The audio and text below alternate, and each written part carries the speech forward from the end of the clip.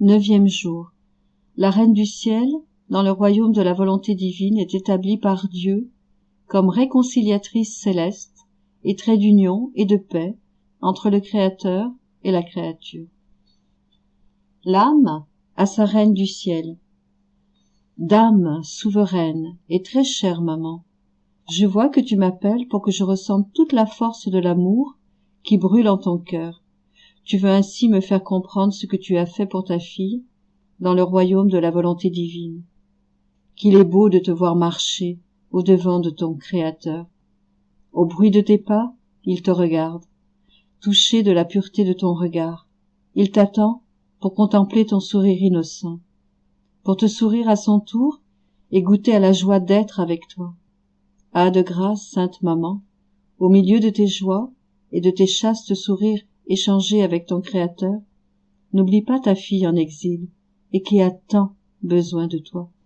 Car bien souvent, hélas, ma volonté humaine, qui me surveille à la dérobée, voudrait m'emporter loin d'ici pour m'arracher au royaume de la volonté divine.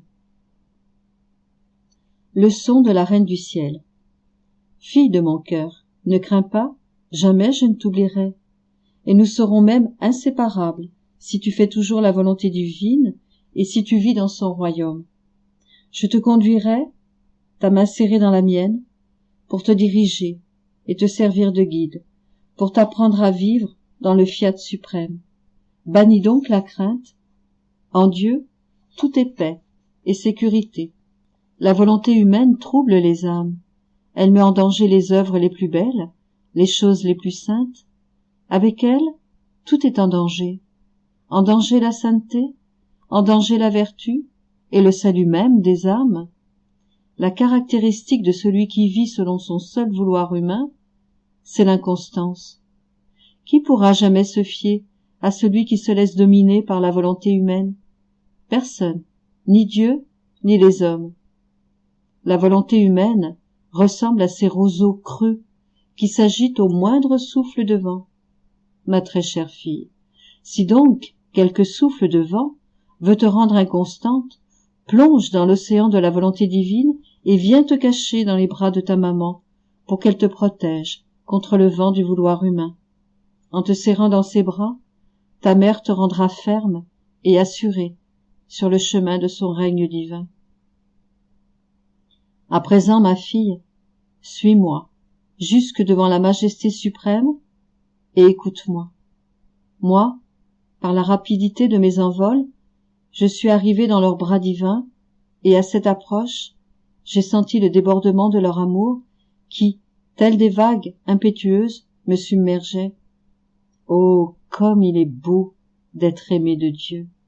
Dans cet amour, on éprouve le bonheur, la sainteté, les joies infinies, et l'on se sent tellement embelli que Dieu lui-même est ravi par la beauté particulière dont il habille chaque âme en l'aimant.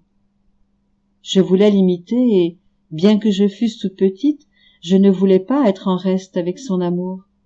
Aussi, avec ces flots d'amour qu'il m'avait donnés, je formais, à mon tour, des flots pour recouvrir mon Créateur de mon amour. Ce faisant, je souriais, sachant que mon amour ne pourrait recouvrir l'immensité du sien. Et pourtant, j'essayais de le faire, et sur mes lèvres naissait un innocent sourire. L'être suprême souriait à mon sourire, et il trouvait son bon plaisir à jouer avec ma petitesse. Lors de nos échanges affectueux, je me rappelais l'état douloureux de ma famille de la terre, cette famille humaine à laquelle j'appartenais moi aussi. Que je souffrais, et combien je priais pour que le Verbe éternel descendît pour lui porter le remède. Je l'exprimais si tendrement que je parvins à changer mon sourire en larmes. Le Très-Haut en fut tellement ému, d'autant que c'étaient les larmes d'une toute petite fille, qu'il essuya mes pleurs en me serrant contre son cœur et qu'il me dit « Ma fille, ne pleure pas, prends courage. Nous avons déposé le sort du genre humain entre tes mains, nous t'avons donné ce mandat, et maintenant, pour mieux te consoler, nous te faisons conciliatrice entre nous et les hommes. C'est donc toi qui es chargée de nous réconcilier. La puissance de notre vouloir, que nous avons établi en toi, nous commande de donner le baiser de paix à la pauvre humanité déchue et en danger. Qui peut te dire, ma fille, ce qu'éprouva mon cœur devant une telle condescendance divine? Mon amour était si fort que je me sentais défaillir, et, tout oppressée, je souffrais intensément, cherchant un autre amour qui puisse soutenir le mien. Maintenant, un mot pour toi, ma fille.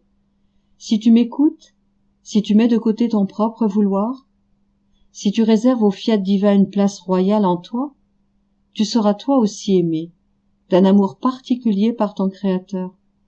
Tu seras son sourire, tu le combleras de joie, et tu seras le lien de paix entre le monde et Dieu. L'âme, mère toute belle, viens en aide à ta fille. Plonge-moi toi-même dans l'océan de la volonté divine.